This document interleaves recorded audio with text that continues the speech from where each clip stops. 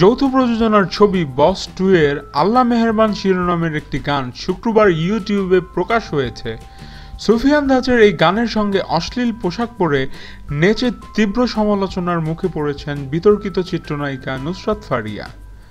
গানটির প্রকাশের পর থেকেই সোশ্যাল মিডিয়াতে বইছে সমালোচনার ঝড়।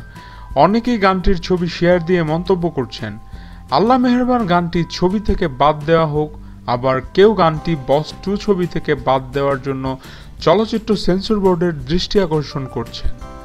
সমালোচকরা বলছেন, আল্লাহ মেহেরবান গানে নুসরাত ফারিয়া লাল, সবুজ আর কালো রঙের খোলামেলা পোশাক আর আবেদনে ভরা শরীর দেখিয়ে আল্লাহর নাম মুখে নিয়ে নাচানাচি করাটা দৃষ্টিকটু লেগেছে।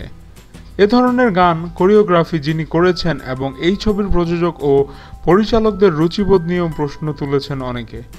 বিশেষ করে রমজানের শুরুতে এমন গান প্রকাশের বিষয়টিকে অনেকেই ভিন্নভাবে দেখছেন। এদিকে এ প্রসঙ্গে নুসরাত ফারিয়া বলেন, আমি কি বলবো, গান কি আমার ইচ্ছেতে হয় নাকি? গানের পিকচারাইজেশন তো আমি করি নাই, আমি পারফর্ম করেছি মাত্র। আর গানটা তো রমজানের দিনে ইউটিউবে দেওয়া হয়নি, রমজানের 2 দিন আগে আপলোড করা হয়েছে। আমাদের ভিডিও ভালো লেগে থাকলে অবশ্যই চ্যানেলটি সাবস্ক্রাইব করতে ভুলবেন না। ধন্যবাদ।